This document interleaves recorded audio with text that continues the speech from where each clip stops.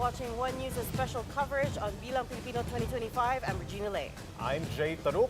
We bring you in-depth analyses and live updates from the front lines to the experts. And we also bring you real-time results as they come in. I'm Pauline Verzosa. And I'm Chicky Verhel. This is our 31-hour non-stop coverage of the 2025 midterm elections. All sides, all the time.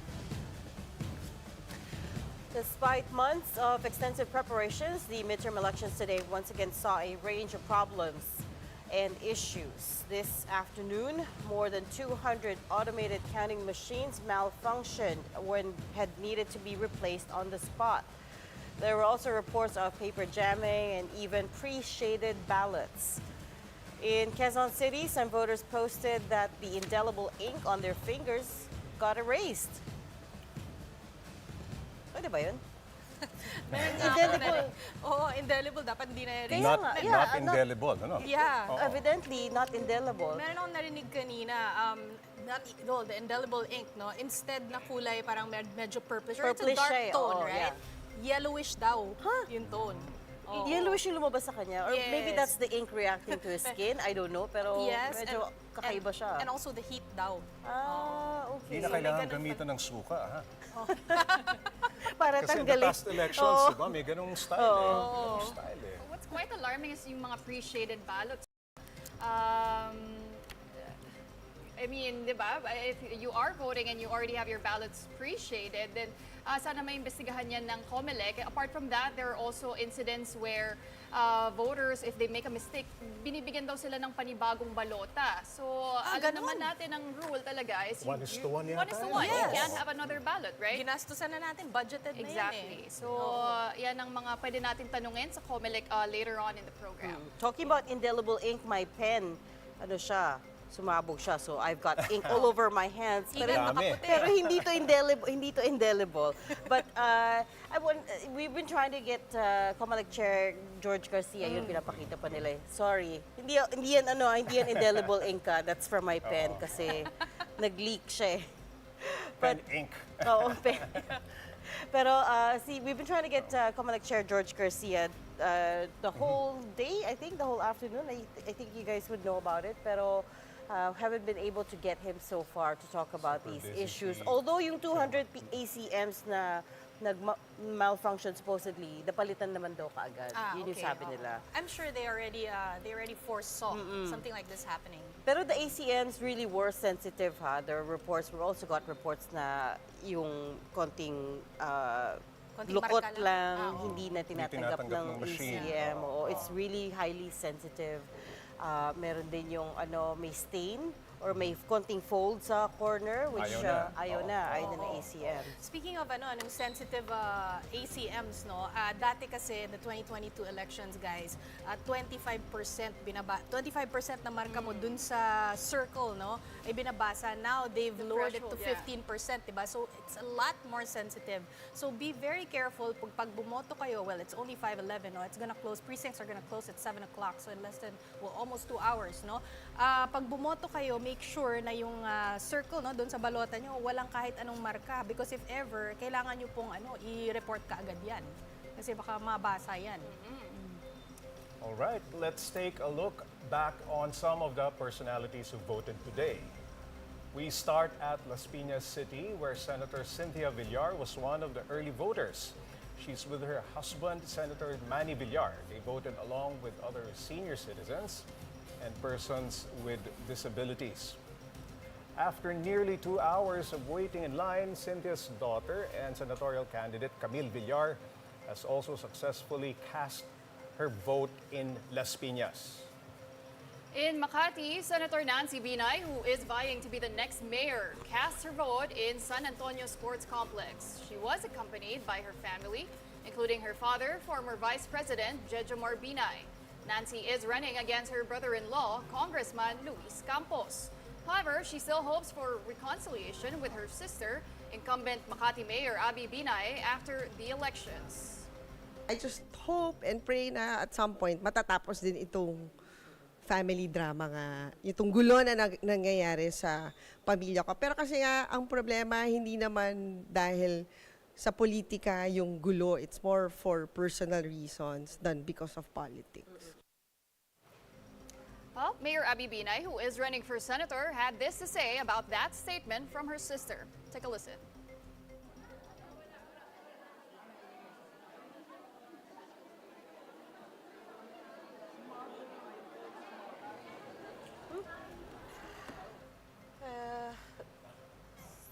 Okay, let's now head over to Manila, where several mayoral candidates also cast their votes at separate schools.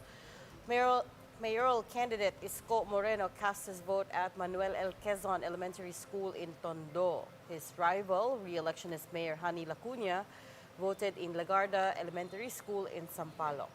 Aside from Lacuna, another candidate vying for the city's top job, Sam Versosa, also cast his vote at the same school. In Pasig, Sara Diskaya casts her vote in Bambang Elementary School, while re-electionist Mayor Vico Soto voted in Valle Verde Clubhouse. His father, TV5 host Vic Soto, also cast his vote in the same polling station and expressed his support for his son, who's vying for his third and final term in the city. Meanwhile, in Caloocan, incumbent Mayor Along Malapitan also voted, and his rival, former Senator Sonny Trillanes, also cast his vote earlier. And in Marikina City, Senator Coco Pimentel, who is gunning for a congressional seat in the 1st District, also voted earlier today. But his ally, mayoral candidate Stella Kimbo, also already cast her vote. All right, so these are just some of the local races. We're also keeping a close watch.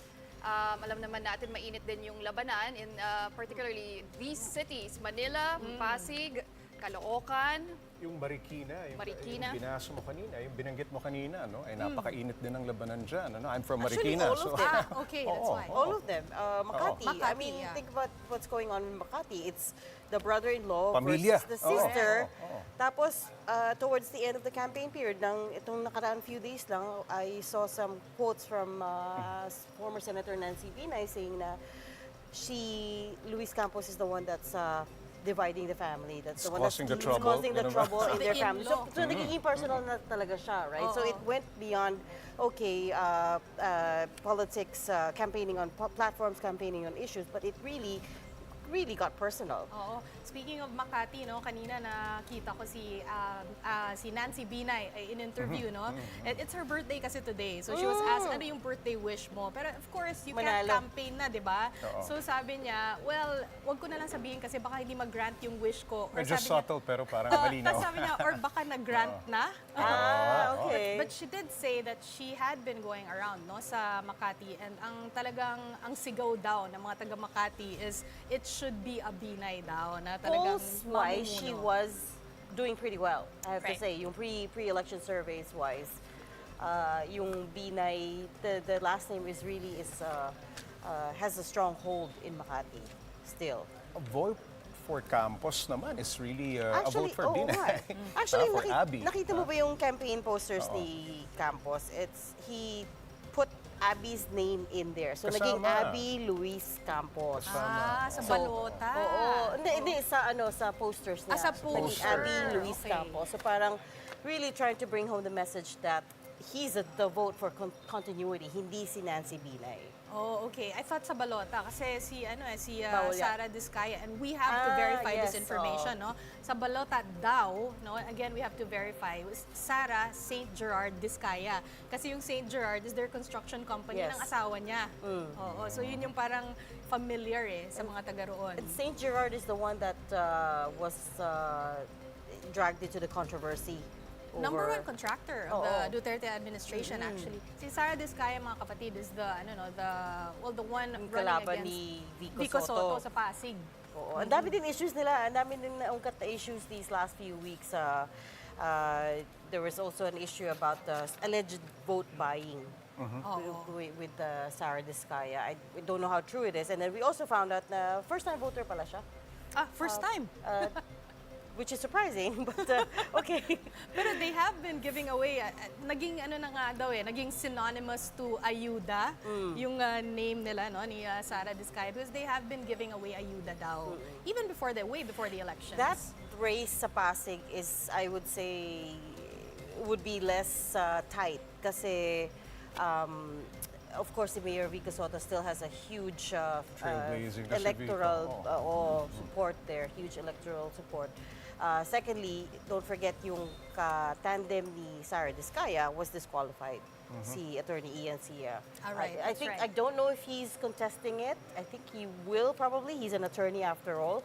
But yun nga, that's another black mark Si against him. Vico, 2028 na nga ang pinag-uusapan eh. Kami mga ganong pino-float na. Ang daming supporters kasi ang dami niyang nagawa daw sa Pasig, no? Like for example, 1 billion a year daw na save sa Pasig eh. Kasi tinanggal niya yung kickback sa pagdating sa procurement, scheme. 'di ba? Okay. Oo, so ang nangyayari, mas mababa yung renta sa merkado. And then he's giving like 0 bill sa 2 public hospitals. So sobrang matunog si Vico Soto talaga. Matunog sa Pasig, talaga. oo. Okay, it's close to 5:20 this afternoon. Many have already cast their votes to give us their insights on today's election. We are joined today by Professor Jean Encinas Franco of the University of the Philippines Department of Political Science and Dr. Aris Arugay, Chairperson of the Department of Political Science at the University of the Philippines. Good afternoon, Doctors Franco and Arugay. Thanks for joining us today. Busy din kayo, I'm sure. Kakamatsyag ng First of all, overall impression, since this is the first time we're guesting you on this show, and on this time belt, ano po yung overall impressions natin of how the voting has turned out today? Well, it seems that everything's doing okay. Kaya lang, of course, there are reports that there are glitches in the voting machine in some areas. And of course, napakainit. right. Aris? Ang observation ko, kasi bumoto ako kanina, that yung mga presinto pinagsasama-sama. It's the first time that I was asked na bago ibigay sa akin balota, Sir, anong presinto number nyo? So, before kasi parang isang classroom, isang presinto. But now I'm observing that there are several precincts. Siguro mga 5 or 6 at least to Saan where yan, I sir? voted sa North Caloocan. Okay. And ano daw what was the reason for that? I mean, I don't know if there are less machines than before. Kasi nga, this is a new firm. No? In fact, napaka-importante ng election na to because this is testing this new firm that Comelec approved. And therefore, it will be, under the contract, it will be the same firm that will help, the machines will be the one that will be used in 2028. So, ano na tayo dyan, kasado na. No? So, it's important to see how they function. And hopefully, kung meron man mga aberya, ma-mitigate because this is the midterms. Usually, yung turnout nito less. Yes. And then, of course, sa 2028 elections, a lot is more at stake, even sa presidential elections as well. Because of this bagong system, no, nasabi nyo nga po, multiple precincts in one area, no? Nagdulot ba ito ng gulo or more delay compared to, the previous elections? Right. Napansin ko may mas mahabang pila. No? We've been hearing from colleagues na after lunch, the lines get longer kasi nga yung mga tao bumoboto pag tapos mananghalian. One of my colleagues said 2 hours na siyang naghihintay, no? Which is kind of long, no? Kasi ang assumption natin sa umaga lahat bumoboto kasi nga magpapahinga na dahil holiday, no? Magre-relax na, but until now there might be still long lines, and therefore I do hope, no, that yung mga na-inconvenience hindi naman nila dinecide na hindi na ako boboto. This is too much of an inconvenience because that is such a disservice to Filipinos who are always excited to cast their vote, no, in election day. And then, what about for you po, Dr. Franco? Kamusta naman yung voting experience? Because I was with a senior citizen who is my Diretso husband. lang. So parang Mabilis meron lang. palang kumpanyo na allowed. So medyo napabilis. Okay. Yung senior citizen experience po, kasi meron akong nakausap kanina, no? She said na parang mas naging magulo daw dahil the senior citizens, the PWDs, the pregnant women, nasa 5 to 7 a.m. Karamihan daw sa kanila, hindi naman daw nagpuntahan sa time slot na yon. So a lot of them came in after 7 a.m. Now the thing doon sa Montalban, Rizal area to the thing there is, pinapauna nila yung mga senior citizen talaga after 7 a.m. before even letting, regular voters that are not senior PWD or pregnant women. So sabi nila, ang tagal daw ng hintay because the senior citizens did not, did not avail of their time slot. Ganun din ba yung In fact, sa amin hindi naman. I live in Quezon City. So medyo, hindi, siguro mga 30 minutes lang. Okay na tapos na. 30 minutes, pabilis. Dahil you were in the 5 to 7 a.m. time slot talaga. No, actually, hindi. 12. Oo, depends 12 siguro on the o'clock na, oo. population. Siguro depende sa time. But do you guys think po na the voter turnout this year will be better? Kasi historically speaking, less than 90% to. Last year nga, parang 60%, 60 plus, 63%, somewhere there, no? Yung voter turnout. Mas marami ngayon, yung 68.4 million Filipino registered voters dito, hindi kasama yung 1.3 overseas Filipino voters. Do you feel that, or do you think na calculations po ninyo, mas mataas ang magiging voter turnout ngayon? Kasi historically, pag midterms, mas kaunti compared dun sa merong presidential election. Oo. But yung voter turnout naman ng Pilipinas has always been high compared to other countries, no? Even, I think, in fact, higher than the US. All right, well, Prof. Jean and Doc Aris, I wanted to dive deeper into the politics of this particular midterm elections. Earlier, we were talking about the local races that have gotten quite competitive. Unahin ko na po, Manila City. Pinaglalabanan ni Isko Moreno, ni Hani Lacuna, at ni Sam Versosa.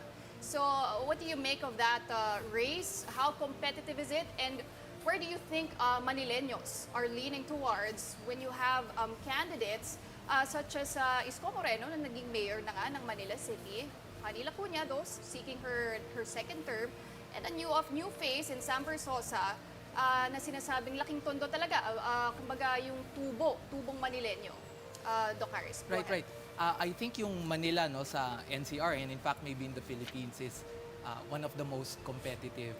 Though historically naman yung Manila has always been a contentious area, being an old city, and we know that a lot of politicians there have migrated to national level positions, and in fact ito nga Isko returning after a failed presidential bid, battling against his former vice mayor, and then you have the parang halo-halo siya, tas may social media celebrity ka that's trying to make it, so therefore may mga polls before that puts Isko Moreno at an advantage, but sa Manila din masusubok din yung makinarya nakaupo because sa local races may incumbent advantage, default yon, and we'll see. It's very exciting, and I would be maybe there will be surprises. Who knows? Ganyan po talaga ang election sa Pilipinas at the local level. Pero sa Manila, correct me if I'm wrong, Dr. Erugay, Prof. Jean, it has been known as an opposition area, baluarte ng mga opposition. Palaging yung kumakalaban dun sa incumbent ang may edge lagi. Totoo ba yun?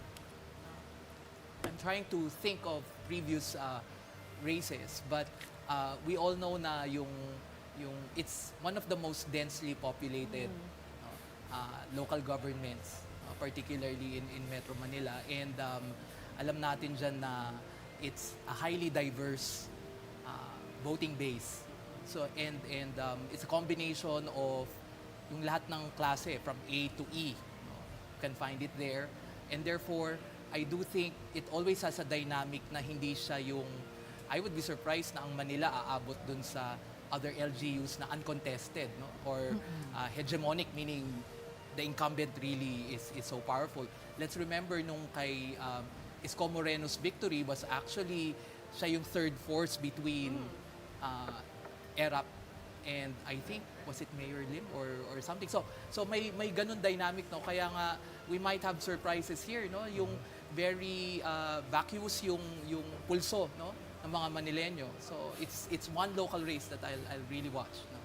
Actually, that's what I was going to point out as well. Sa pre-election surveys show that si Isko will likely win this by a landslide. Pero what's interesting, as you said, is ang incumbent, ang may makinarya, is actually supposedly si Hani Lacuna. And of course, we know what happened to that relationship as well. They used to be allies. Tapos galit si Mayor Hani saying that she felt betrayed by Isko when he decided to run in the end.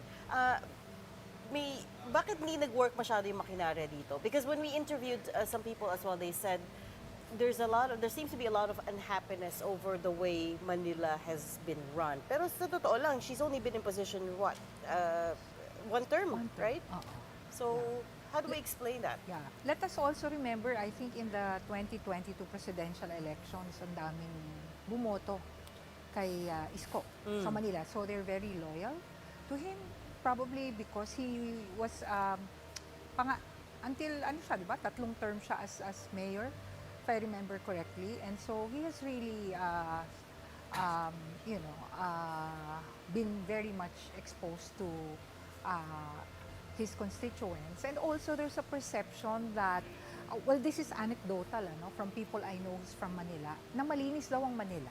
Nung time In ni his Isko. time? That's something that I'm hearing, no? Although hindi ako taga Manila, but I've heard that from Manileños. It's interesting knowing narratives because again, I point out that she's only been in position a few years. So, the narrative that went from, during his time, maganda, malinis, maayos, to suddenly, within a few short years, you're Naging telling me na madumi. nag-iba? Oo. Right? Well, yeah, but also supposedly kasi sa mga local government races, supposedly yung successor mo, you made that person, you made that politician. So parang may narrative din na, hindi, babalik ako, babawiin ko kung ano man yung parang pinapasa kong posisyon. No? Because the incumbent mayor was vice mayor to Isko for the longest time. No? So, kumbaga parang supposedly, hindi na dapat bumabalik but we've seen other cases like that. No? Dapat nag-i-evolve na yung mga politiko, but the decision of Isko is, hindi, babalik ako ng Maynila and I'll try to build Is this to build the a base. part of the plan for 2028? We ito cannot ba ay- totally discount that. Ito ba ay isang step towards something bigger? You know, sa Philippine politics kasi given that we don't have parties that somehow filter and somehow ensure that whoever will run for the presidency went through a rigorous vetting process, then the presidency could be aspired, essentially by someone who has attempted it once. Why not twice? All right. At this point, we're seeing live feed from the National Board of Canvassers headquarters in Manila. As of last update, the NBOC session has already adjourned and will resume tomorrow, May 13 at 10 a.m. Okay, so we're about 12 hours into the midterm elections. Hopefully, yung voter turnout mataas, because there are only a few hours remaining before polling precincts close. And sabi nila, diba, the results of this particular elections could be faster, more efficient because itong mga bagong Miru systems are supposedly 3 times faster than the previous VCMs that we had in the last election. So we will be monitoring that and awaiting the results. Again, we have about just an hour and a half before polling precincts close. All right, but going back to our conversation with Prof. Jean and Dr. Aris, I wanted to talk about this time Makati City, Binay versus Binay. Luis Campos, alam naman natin, asawa po ni incumbent Mayor Abby Binay, who is now running for a senatorial position. But talk about political dynasty dito sa Makati, no? Why can't Makatizens or citizens of Makati, they can't get enough of the Binays? At kahit na may mga hidwaan or feud between these families, parang sila pa rin yung choice. Prof. Jean. Hindi ba pwede ring tanong why can't the Binays get enough of Makati? Di ba? Pwede ring ganun ang tanong, no? Well, kasi naman since 1986, nasa pwesto na sila. And that, I think, gives them a lot of time long years to actually build their brand, no? Their constituency. And talagang grabe yung advantage. And that's why they themselves are already fighting it out, no? It's a tragedy. And that tells a lot about why political dynasties should be regulated, no? Not exactly banned, as people say, as other people who have studied political parties say, because nawawala na yung accountability kasi kayo-kayo na lang, no? Ang tatay, ang nanay, ang kapatid. So, paano mo pagagalitan? How can you seek accountability from your relative or from your kin, no? So, yun. Kaya lang, because Makati is situated in an urban area, a lot of businesses, syempre, natulungan din naman na naging Makati siya as we know it today. And naging modelo siya, no? In fact, nagamit din yun ni former Vice President Jojo Marbinay when he was running for president, no? When he ran for president in 2022, 2016, no? So yeah, at ginaya na rin ng ibang local government officials, no? Parang meron silang Makati-like type of governance. Pero sa isang banda, doon mo rin makikita nga yung mali, no? Sa talamak na presence ng political dynasty in our country. I'm gonna go to Prof. Jean's point, no, dun sa mga political dynasties or political families, kasi sabi nga niya, that's why we have to regulate them kasi nobody's doing checks and balances kasi sila nga lang, no? Pero every time naman po may elections, ay meron naman pong laging ibang candidates to choose from.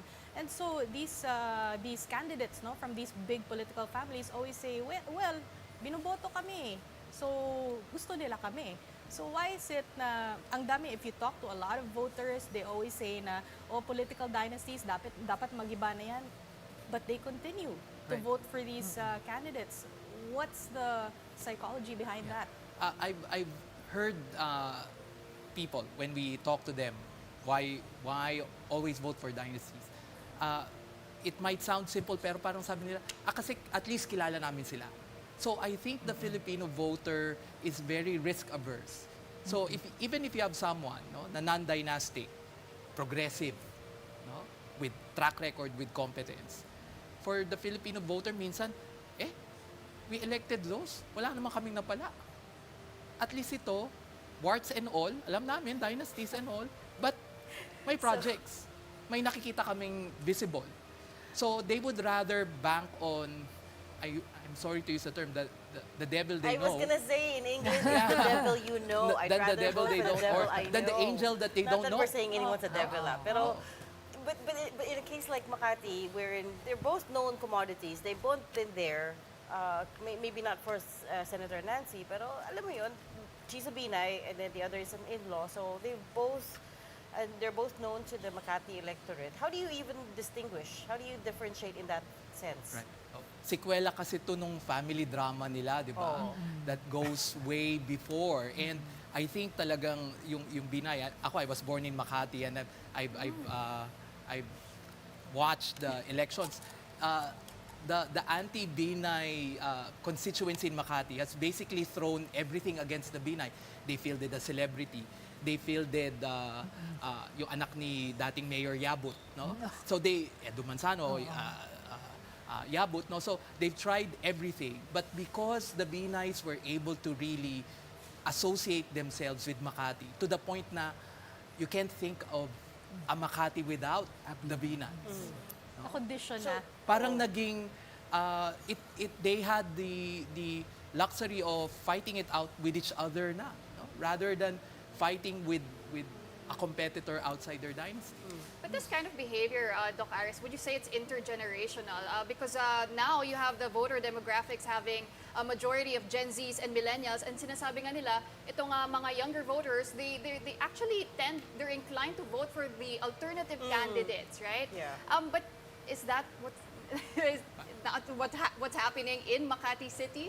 Let's remember, college education in pamantasan ng Makati is free. In fact, mas nauna pang nalibre to kaysa yung law that mandated college education for free. No? So, kahit sabihin na natin pasay na yung utang na loob and all of that, it still somehow gets passed culturally, even to young voters. So, the Binays have really cultivated this constituency across age demographics, from senior citizens na nakaka-receive ng cake at libreng sine, and the yellow card to the Gen Zs who get free education, may allowance pa and all that. Backpacks. Yeah. Nice. With all the Sabihin na natin na Backpacks, school napaka-effective backpacks. din kasi ng effective governance. Tatatak talaga yan sa mga kung nasan ka man, Makati man, o kung anong lungsod. Pero early, nabanggit mo yung yellow card. Post-EDSA pa lamang, yan ang iniisip ni Mayor Binay, Judge Omar Binay.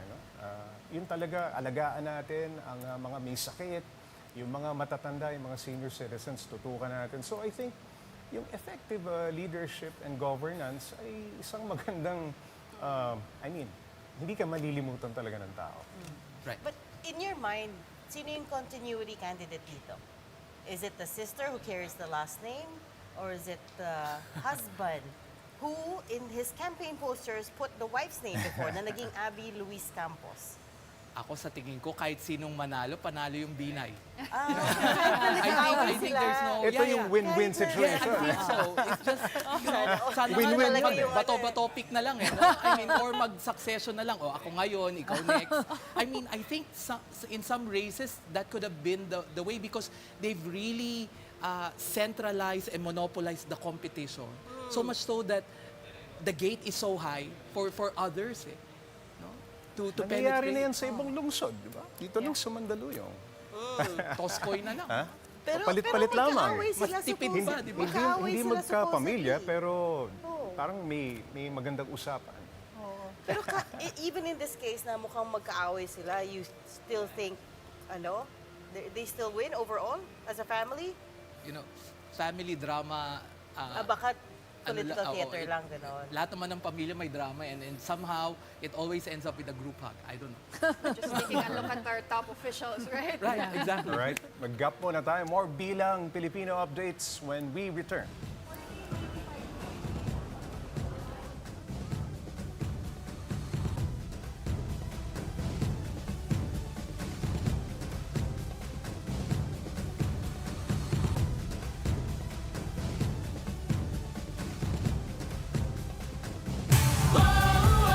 Bilang Pilipino.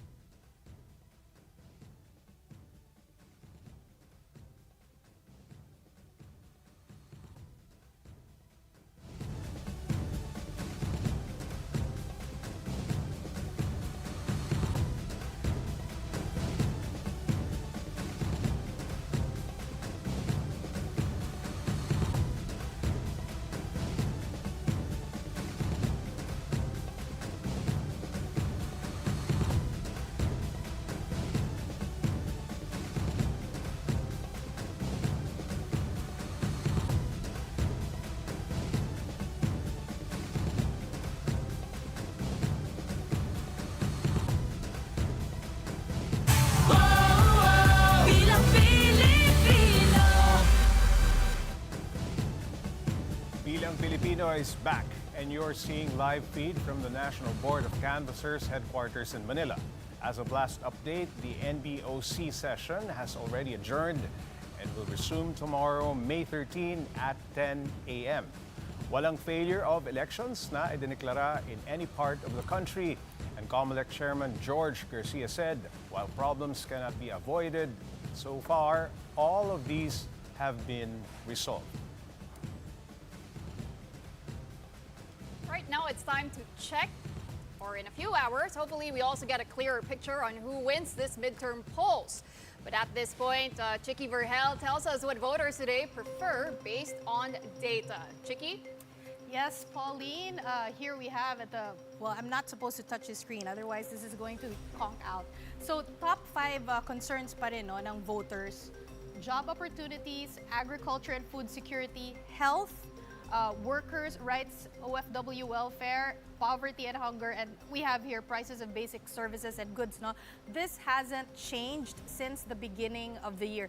Economic concerns pa rin siya talaga. Sabi nga nung nakausap namin na political scientist, no, si Robin Garcia, just last Saturday, he said issues of depravity talaga, no, kasi pangangailangan talaga. Again, number 1, trabaho, and it seems like poverty and hunger, prices of basic services and goods are lagging a bit behind here. Parang gusto talaga ng solusyon eh. Trabaho talaga eh, no?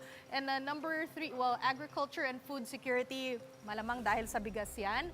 Health, I guess Senator Bongo really hit the jackpot here sa malasakit niya, no? Talagang he's running on that platform. So, dito tayo sa poverty and hunger, no? Actually, that really is a major issue, no, na concerned yung mga Pinoy. Dahil yung recent social weather station survey, no, this was actually conducted last quarter of last year, around December 2024, no? Ang sabi nila is 25.9% of families reported experiencing involuntary hunger at least once nung last quarter of last year. This is actually a 3% increase versus noong September of last year din, which was 22.9%. Highest rate since nung pandemya pa, nung September 2020 when we were all in lockdown. So that's poverty and hunger for you. Ramdam na ramdam po ng ating mga voters. Actually, the top 3, well, top 2, job, agriculture, food security, tsaka yung And health. number 5, they're all closely interconnected, right? Right. Poverty, and then also price of food Yeah, and inflation no? inflation Yeah. talaga. They're all, of course, linked. The question is, have we heard from any candidates on all these issues? Have we heard any real platforms and any real solutions from any of the candidates? And I guess for this one, we have to ask about the national candidates kasi ano to nationwide issues, right? Yeah, very vaguely, a lot of the, we've done Aplicante, di ba, our show here, and then we've also interviewed a lot of the candidates on Sa Totoo Lang on 1PH, no? And a lot of them vaguely mention trabaho talaga, number 1. Yun talaga yung number 1 concern, no? So that's where their like advocacy really lies on, Pero trabaho. tama ba ako, Chiki, to say that a lot of them bring up the issue of jobs and everyone agrees that we have to improve the quality of jobs, we have to create more jobs, but no one has a real, has said anything real in Like terms of how, you solution-wise, mean? like how you will Yeah, get there. how you will get there, yeah. A few of them, I don't want to be campaigning, but some, Meron ka I na have narinig, actually okay. heard at least one. Okay. Talagang grinil namin. Sino and yun? you- No, because sa mga Yeah. na-interview ko, Okay, I didn't get any, I didn't hear any real solutions. honestly, I did hear real solutions from Luke Espiritu. Okay. Yeah. Meron talaga siyang plano in Yeah. terms of, so he's not just about fighting for labor rights. He's not just about fighting for, fighting to end endo, for instance. Meron din siyang Yes. plano to create jobs. Right.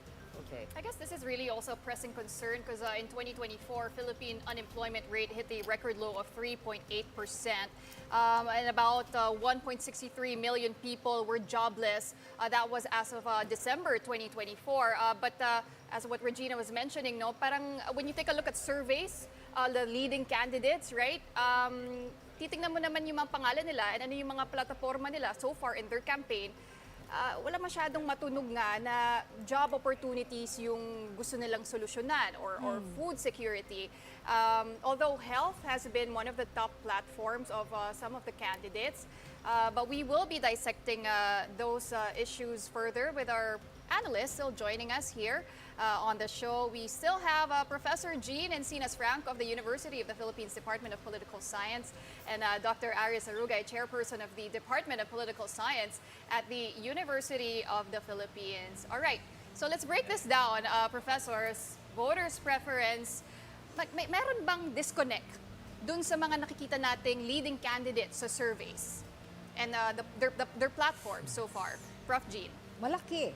No, walang connection yung voters preference, yung nakikita natin ngayon.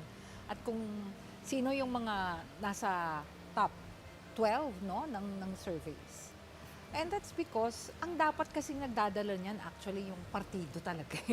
'Di ba? Hindi naman talaga yung yung kandidato conduit ng partido, no? And that in an election where you have to select 12 senatoriables out of 60, talagang masyadong masikip para magdiskurso pa ng detalyadong policy. Hindi ka naman matatandaan talaga ng tao dahil kailangan mo talaga malaman yung mataas ang awareness sa'yo at matandaan yung pangalan mo. Okay, Prof. Jean, we will circle back with you, but for now, Breaking news, a press conference is now happening at the Comelec. Let's watch this. So sa 19 na yan, with your kind permission, I would like to enumerate the names.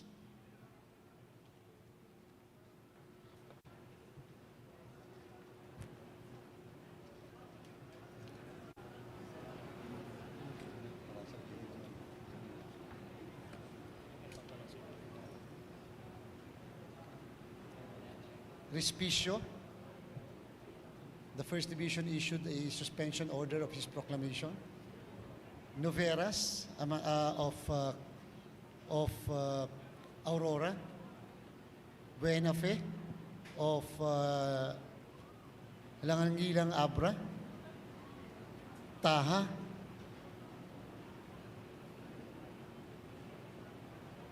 of the municipality of Sharif Agwak. Naka-livestream ba tayo? Naka-livestream tayo. And Mando.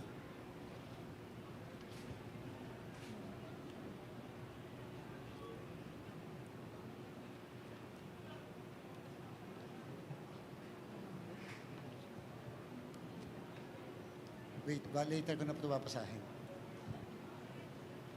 For the entire day, the commission, data na yung iba. The entire day, the commission was able to replace 311 machines out of the 16,000 contingency machines that we have. And the issues were the following: ACM per se, 15, cover 13, scanner 77, screen 11.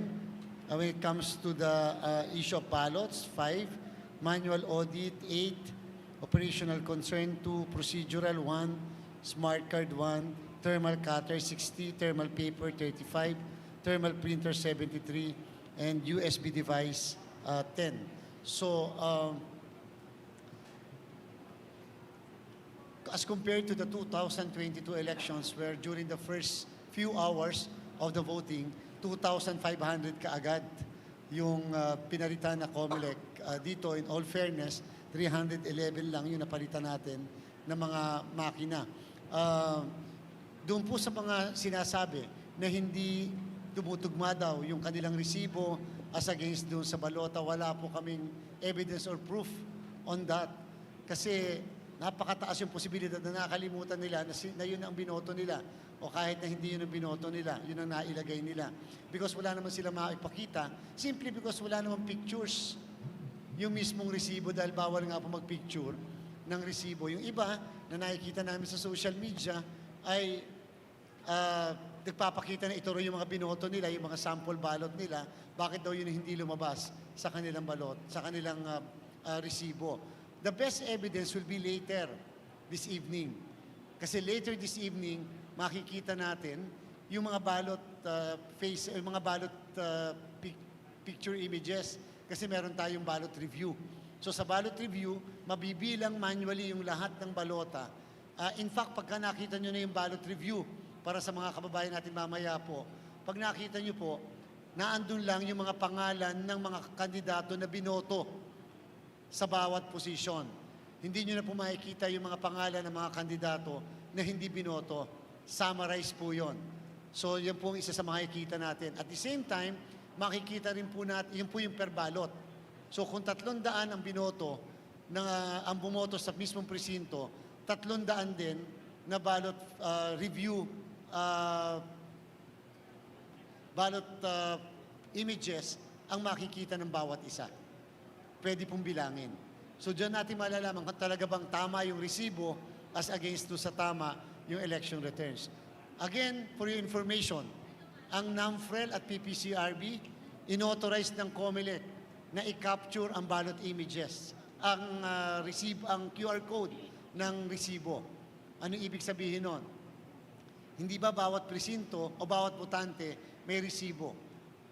Ang NAMFREL ay pumili ng 60 areas sa buong Pilipinas.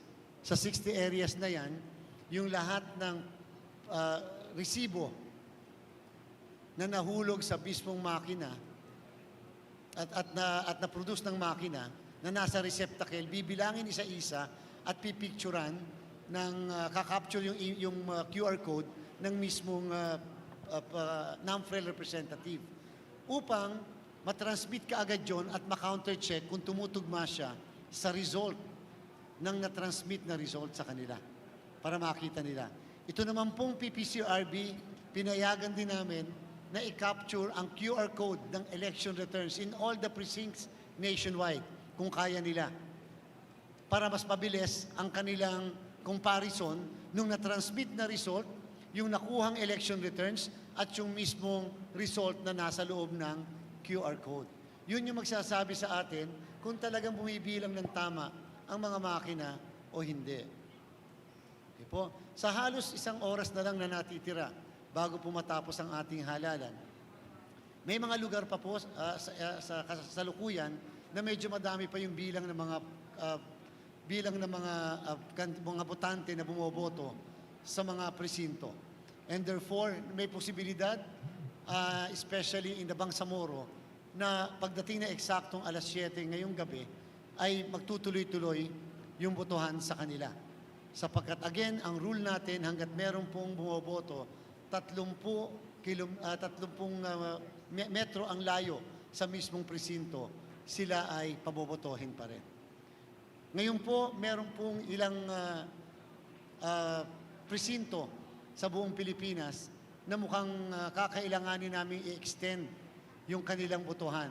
Meaning, walang declaration ng failure of election, pero kinakailangan i-extend yung kanilang pagboto.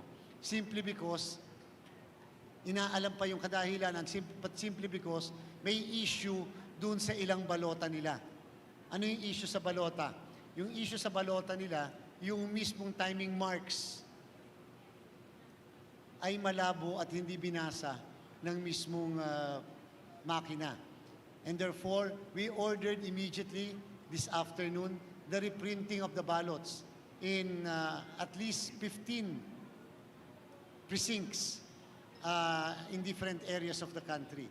We are going to tell you that yung mga more or less 15 na mga presinto na ito, pero hindi namin pwedeng i-disregard yung mga presintong ito, and therefore we will have to continue with the election in these particular precincts.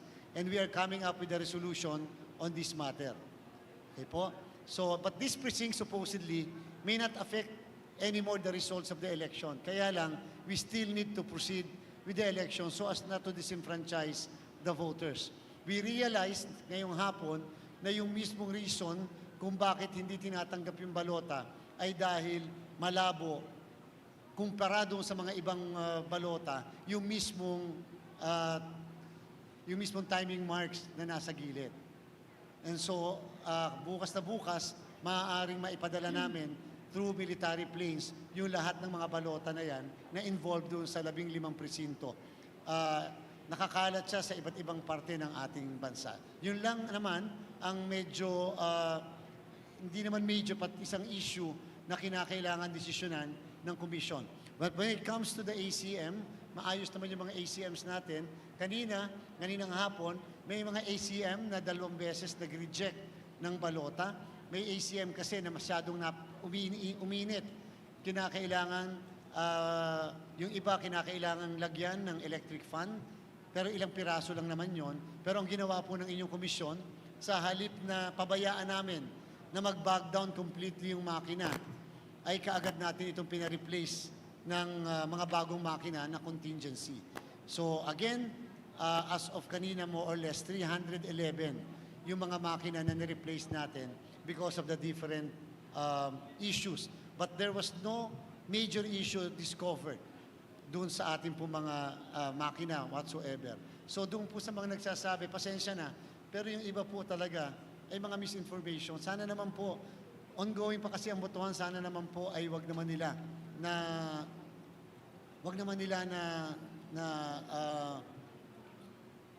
abusuhin ang social media.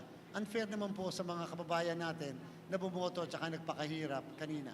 Kanina rin po, para sa inyong kaalaman, may mga botante tayo na naandun sa PPP, doon sa priority polling place.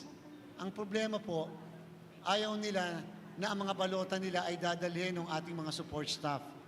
Meron po mga nakatatanda kanina na ang gusto po nila, sila mismo ang pupunta sa mga polling place, sa mga presinto, sa mga machine at sila maghuhulog ng mga makina natin.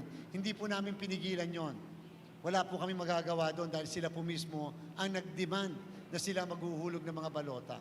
Ang problem po namin, yun ang medyo nakapagpabagal ng pagboto ng mga kababayan natin na nakapila na sa bawat presinto sapagkat kinakailangan papasukin sila para sila ay makaboto doon sa presinto kung saan talaga sila nakaregister.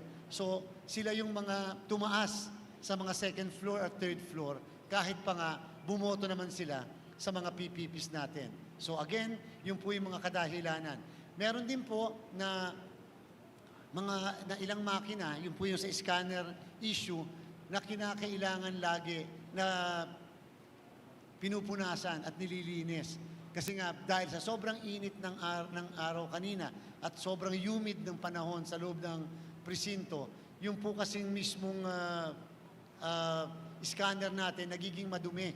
And therefore, kinakailangan lagi po nililinis kasi lumalabas doon sa screen na kinakailangan siyang linisin. Pag nililinis po kasi ang scanner, kinakailangan itigil yung mismong pagpapaboto in the meantime. Yun ang dahilan kung bakit mayroong 15 minutes kanina up to 20 minutes na natitigil ang pagboto ng mga kababayan po natin. But we have not encountered major issues simply because, again, we have 16,000 contingency machines at sa kasalukuyan, yung pa lang yung kinakailangan nating gamitin. Meron po magtatanong? Sige, Ian, go ahead. Yeah, Chair, pinapatanong lang din po and for soundbite lang po. Yung tungkol po sa Dato Odin, ma-extend po ba yung botohan? And ano na po yung nangyari? And at the same time, yung sa Marawi City po, yung nangyaring violence po doon or riot ng mga grupong na supporters. Ongoing pa po yung pagboto dyan sa Dato Udin Sinsuat sa kasalukuyan. Maaari na late po sila. Nag-usap kaninang NBank tungkol sa bagay na yan sa nangyari sa Dato Udin Sinsuat. Minomonitor namin sa kasalukuyan. Inaalam namin kung patuloy pa ba ang pagdagsa ng mga kababayan natin o doon sa mga ibang presinto. Kung sakasakali man, again, the option is always there, which is the option to extend the voting in Dato Udin Sinsuat.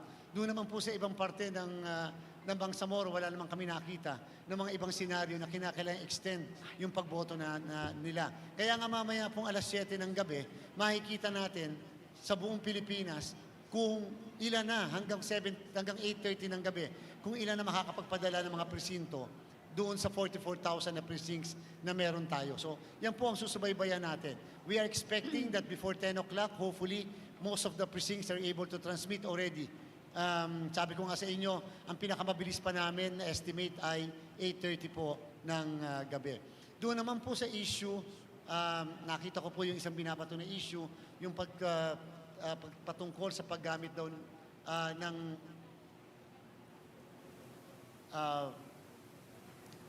program, software, naipaliwanag na po namin yon.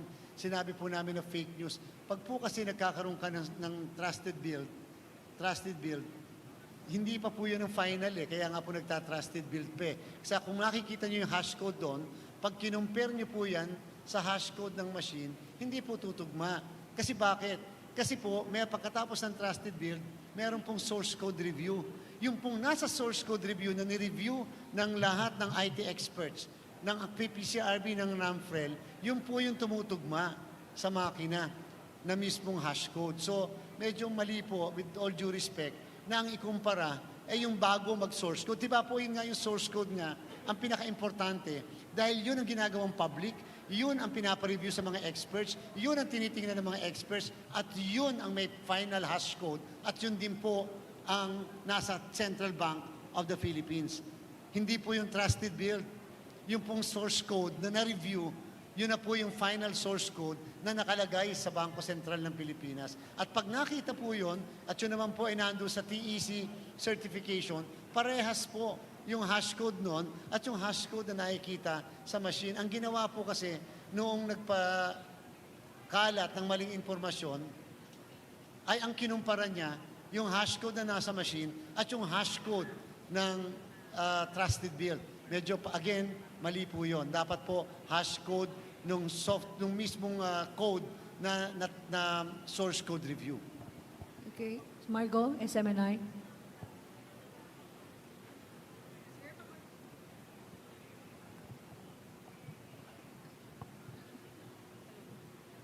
Microphone, please.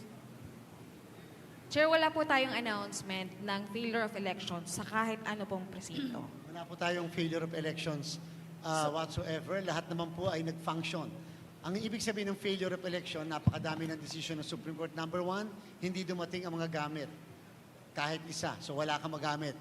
Number two, hindi dumating ang mga teachers, so walang nag-serve as electoral board members. And it resulted to a failure to elect. Very important po yan. It resulted to a failure to elect. Kung dumating naman ang mga gamit, kung dumating naman ang mga teachers, nakapagpa-hold naman ng eleksyon, at pagkatapos nag-function naman yung mismong presinto.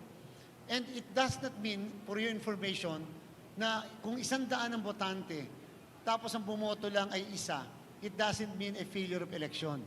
Napakaliwanag po ang Korte Suprema sa bagay na yan. The failure to elect must be as a result of violence, terrorism, or force majeure. Ibig sabihin, kung dahil 100 ang botante, tinakot sila, at isa lang ang nakaboto, yan po ay failure of election. Pero kung 100 ang botante, 99 ayaw bumoto, tinamad, ayaw bumoto, isa lang ang bumoto, hindi po siya failure of election. It's not a failure to elect because it is not based on violence, intimidation, threat, or force majeure. So ito pong lumalabas na balita na may failure of elections daw po sa bahagi ng Ampatuan is a fake news. Saan lugar? Sa barangay Ampatuan, Maguindanao del Sur. And may na-monitor po ba tayong any related violence po saan? Wala po kaming natanggap kasi na may failure to elect or failure of election sa barangay Ampatuan. Ang natanggap po namin is yung late na pagkakadeliver ng mga gamit sa Dato Udin Sinsuat sapagkat nagkaroon nga ng girian kanina na bandang alas 10 na nasa resolve yung girian na yan at pagkatapos ay tsaka nagtuloy ang pagdideploy ng mga kagamitan sa iba't ibang presinto, sa iba't ibang barangay ng ating doon sa mismong Dato Udin Sinsuat. Yung kanina naman, nung umaga, doon naman po sa Saudi Ampatuan, baka doon sa Saudi Ampatuan, yun yung umaga, mga bandang alas 6, na hindi pinapapasok kaagad ng napakadami, na isang bugso yung mga botante. Kung kaya yung mga military personnel na nasa gate, isang gate lang kasi ang binuksan, at dahil doon, pa 20-20 lang ang nakakapasok ng mga botante. Yung po ay kaagad natin inaksyonan, pinabuksan kaagad natin ang lahat ng gates para lahat ng mga botante ay nakapasok at makapasok. Yung po yung nangyari doon, kung kaya naman sila po ay nakaboto sa kasalukuyan. Tapos, Chair, nakarating na rin po ba sa inyo yung report na may 46, may mga balota daw po sa Tagbilaran, Bohol, na kung saan 46 ballots daw yung walang nakaprint na party list. Tapos ang nag-report daw po nito ay yung principal mismo doon, si Concepcion Galentes. Ang alam po natin ay may tatlong balota. Tatlong balota na nakita doon sa presinto na walang party list sa likod. Which tatlong balota will not affect naman the entirety of the conduct of the election kasi po sobra-sobra naman yung bilang ng balota as against sa nakaboto. Talaga pong nagkakaroon ng ganung problem. Yung problem po mismo sa issue ng printing. At kasi nga po, you have to print 68 million ballots. So minsan may ganun talaga.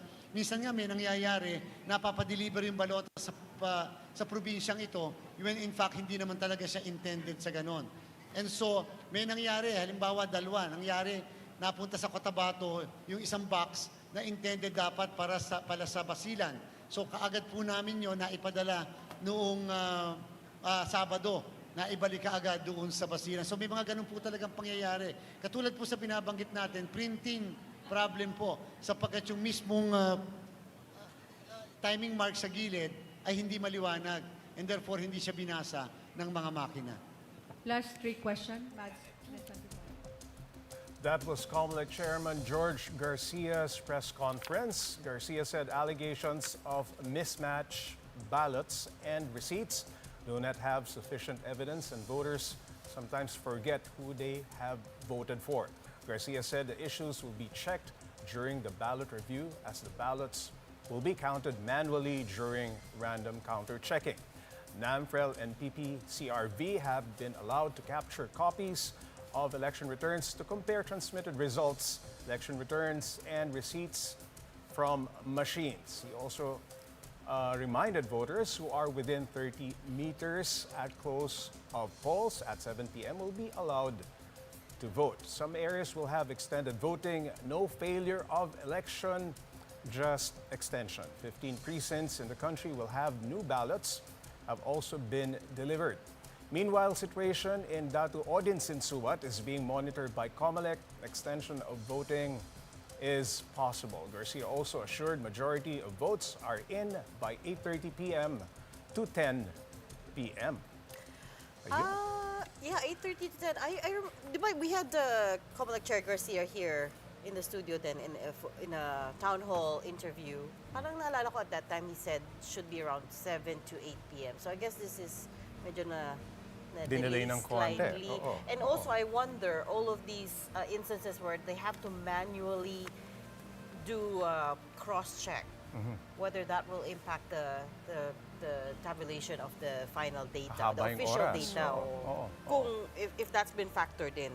Pero interesting yung sinabi niya about the fact that there's no evidence or proof na may mismatch. Kasi may mga nag-complain pala na, Nakalimutan. Correct. hindi yun yung binoto nila. Tapos yung sa receipt, Dun iba sa yung resibo, name.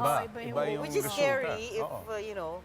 pero sabi niya, On a larger scale, nakakatakot talaga. nakakatakot talaga siya. At mas nakalimutan lang din talaga nila yung mga Oo nga, yung sinasabi shade, ni Comelec Chair George. Okay, more Bilang Pilipino updates when we return.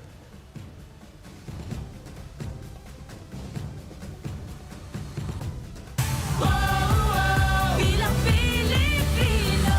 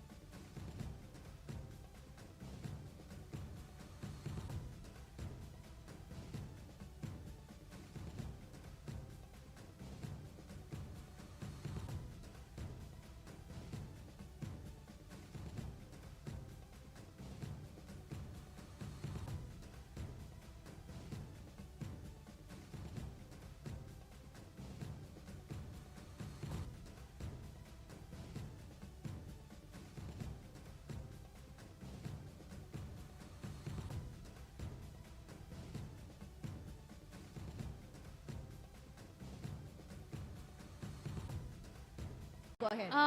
Bale, sir, yung mamaya ay hindi naman po makaka-apekto dun sa ano, sir. Wala naman po. Kasi ganito po yon. Yung mangyayari mamaya, sure na sure, canvassing ng munisipyo at syudad. Mamaya. Kaya yung Board of Canvassers ng isang bayan, katulad ng ginawa na nakita nyo kanina ng National Board, nag-adjourn, suspended until tomorrow.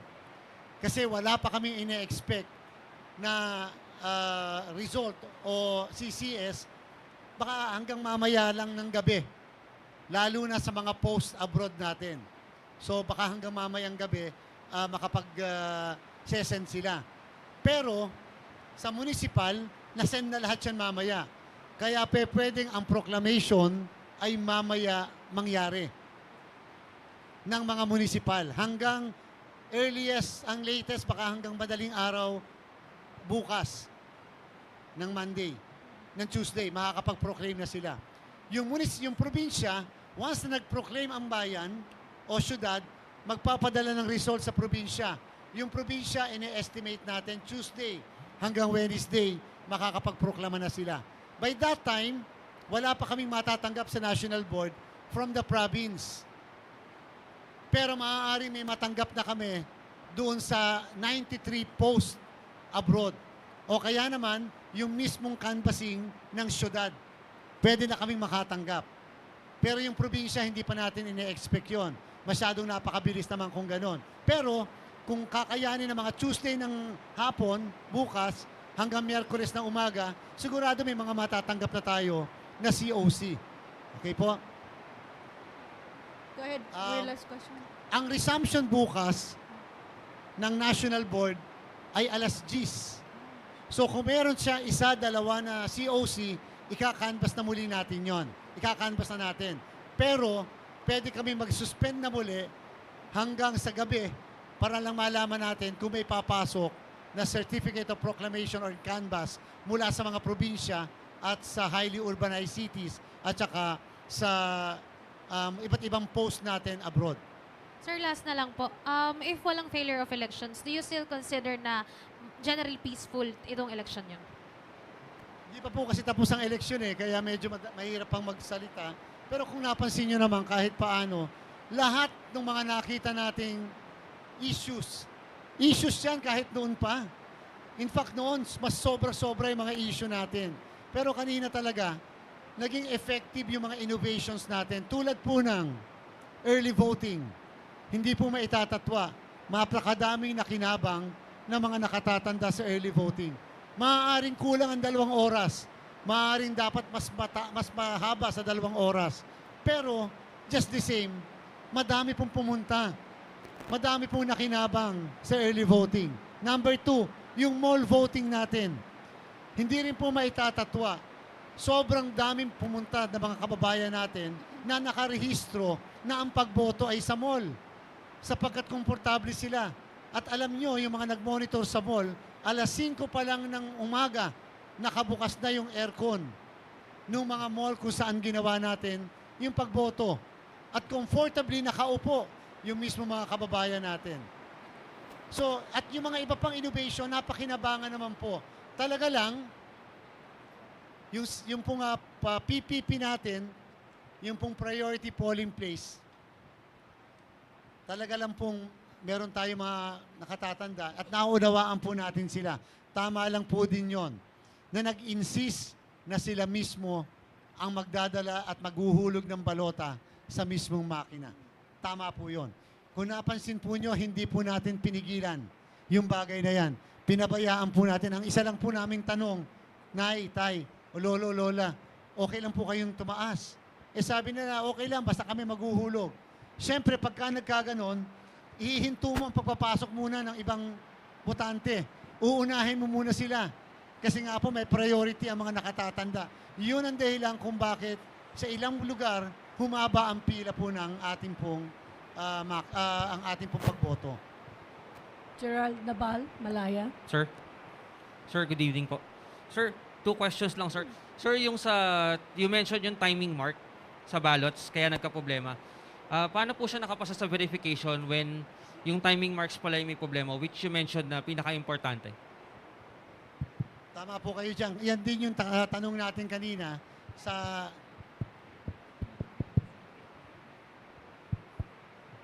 Yan din yung tanong natin kanina nung na-report sa atin sa ating pong sa PITX. Kasi sinabi sa atin, ang tanong natin, papaano yon? Ibig sabihin ba nun, yung ating verifier, hindi na pinadaan sa machine. Nung makita nung kanyang mata, hindi na pinadaan, samantalang dapat dumadaan yan sa mismong makina. For whatever reason, inaalam pa namin yung kadahilanan. Pero ang talagang findings is because napakalabo ng pagkaka-imprenta ng mismong timing marks. Kung napansin nyo, pagka yung mga balotang ginamit natin, malilinaw yung timing marks. Pag malabo, hindi siya nabasa ng scanner ng mga makina. Sir, isa pa sir. Sir, dun sa 15 na polling precincts, if they are not failure of elections, tama po ba sabihin na postponement of elections? Hindi rin po. Hindi rin po. Continuation of election lang talaga. Kasi kapag postponement of election or kapag po kasi postponement nakalagay sa section 6 ng Omnibus Election Code, kinakailangan may force, may threat, may terrorism, may force majeure. Wala naman po yung mga grounds na yun eh. And so therefore, hindi po siya postponement of the election. Nung barangay, natatandaan nyo, kahit noong 2022, may mga lugar po noon na hindi man postponement ang ginamit pero nag-continue po tayo ng ating halalan. Kasi nga po, kinakailangan na madala yung iba pang natitirang gamit na hindi po nadala nung unang kulang nadala nung una. Sir, last. Sir, I know hindi pa tapos yung sir, but can we say at least successful po yung naging election natin considering na may 300 na nagka-problemang makina? Alam niyo po, noong 2022, and the PMO of 2022 will agree to this statement. Ang final testing and sealing noong 2022, 2,000 ang nagkaproblema na makina. Final testing and sealing yon. Ito po, wala kami nagkaproblemang makina sa FTS. In fact po, May 10, 100% na po yung aming pong FTS eh. Kahit naman po yung ating Dato Udin Siswat nakapag-final testing and sealing. Ngayon po, kung 311, ikumpara po sa ating pong 2,500 naman nung mismong araw ng eleksyon ng 2022, di hamak na maliit naman po yan. At again, hindi po sila talaga nagkaproblemang nasira. Kung hindi, ang ginawa po ng Comelec, yun ang binigay natin instruction kanina, wala na tayong pakialam whether 1 time, 2 times na nag-reject yung machine. Basta tanggalin na yan, palitan na ng bago. Di ba? So yun po yung sinasabi po natin, na kahit paano, meron namang po kasi tayo na contingency machines. For our last question, ibigay natin sa isang FOCAP member, Yes. Ms. Gretchen Malalan. Hi, sir. Go ahead, Iya. Sir, for English soundbite lang. Sir, there are a couple of election-related violence reported. And what is now happening in these provinces? And can you consider this midterms elections fairly peaceful compared to the previous elections? We have 34 areas declared under red category. And therefore, as compared to the previous elections of 19 and 2022, it would really appear to be the lowest of the 3 elections when it comes to the issue of the declaration under red category. We only have 2 areas under Comelec control as compared to the previous elections. Even in fact, during the barangay and SK elections, we have more or less 4 declared Comelec controlled areas, kahit barangay lang yon. And so, when it comes to election-related violence, it's more or less 44. The other day, it's 40. After 4, what happened kanina, so it's 44. It still is the lowest in the 3 elections that we had. If you are going to compare with 128 and more or less 120 in 19 and 2022. So it's still the lowest. So what we are saying is, if that is the basis, then perhaps the election is peaceful. But however, we would like to be honest and frank. Regardless as to whether it is lower or even greater or even of the same number of election-related violence. But still, there are violence. And therefore, an election marred by violence is to us, not acceptable as an election, as a conduct of election. There's still a lot of things to be done, a lot of learning matters to be enhanced, simply because an election is never perfect. Try to imagine on the issue, ma'am, of the printing of the ballots. We had been printing the ballots since time immemorial. Why is it that there are always issues concerning the printing of the ballots? Look at the machines. We had the machines since 2010. Why is it that you always have to wipe the scanner? Why is it that there is always an issue of like this and like that? But take note.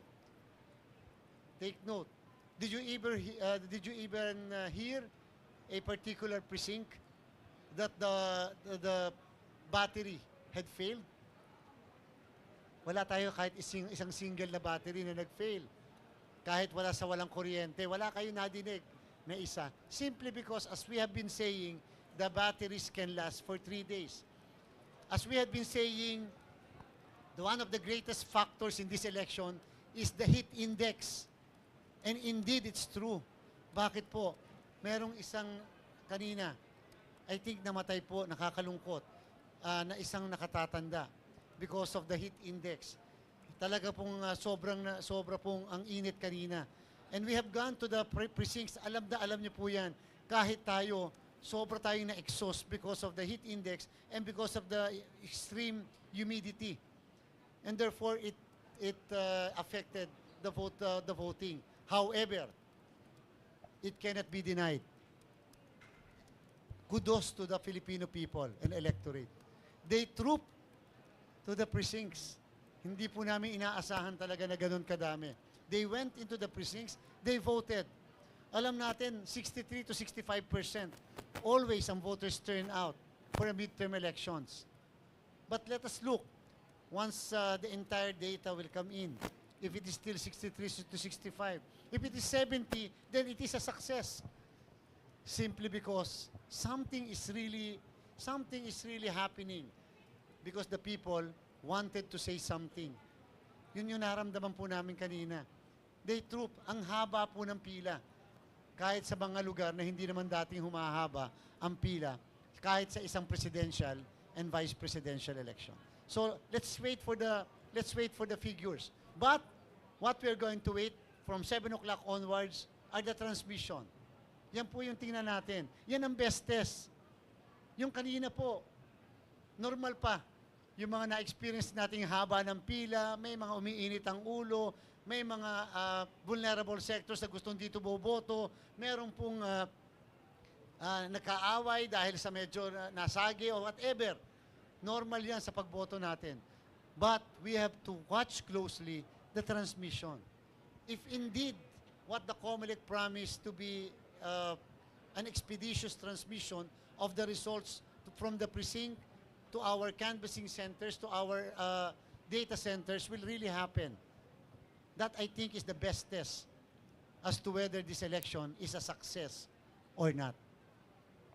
Chair, thank you po, Chair. Chair, nakiusap po si Kadante for the last Chair, question. for soundbite lang, naging proactive ang Comelec doon sa 19. Maaari naman kasing hindi sila mananalo, so no need doon sa suspension. Ano lang po yung mga general grounds po for the suspension of proclamation? Siyempre, tinignan natin yung mismo naging desisyon ng Comelec Division, kasama na rin po yung naging desisyon ng NBank. Kasi meron po kasi na nakapag-desisyon na ang Commission NBank. And because of that, yung po yung naging basihan when it comes to the issue of merits and the evidence presented. So isa po sa mga indication, isa po sa mga grounds na pinagbasihan ng komisyon. Number 2, and this is without interfering into the mandate of the people.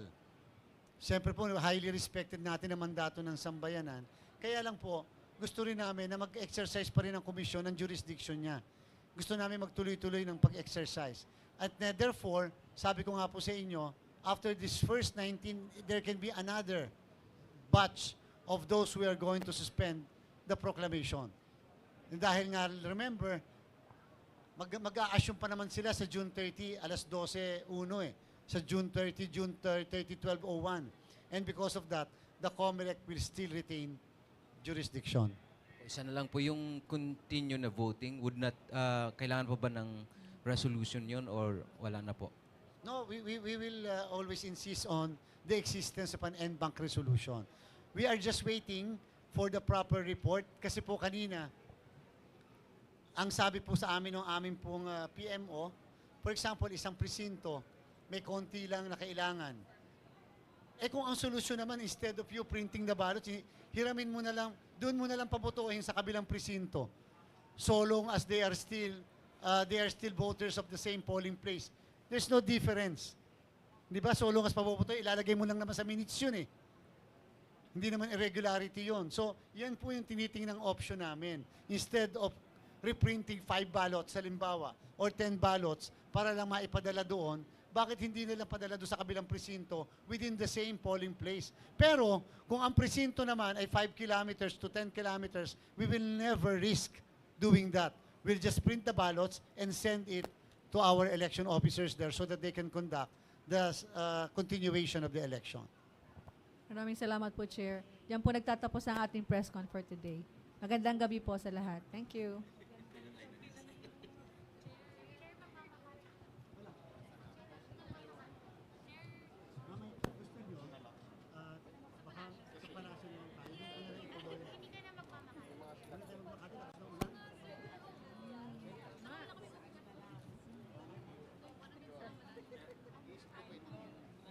Chair, nag-iba na yung boses niyo, Chair.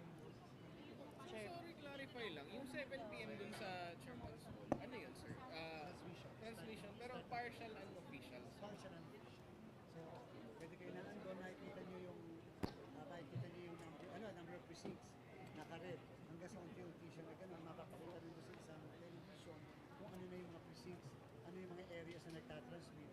In fact, we can even go to the extent of determining yung votes obtained by certain candidates in that particular precinct or municipality. Pero wala kayong makikita mamaya na sum total. Hindi kasi pag nag-sum total ng Comelec, that's official. So hindi kami nagsa-sum total. It's up to you. And because it's available naman in our Comelec website. Sir, paano yung mga presinto na Pero yung pwede mo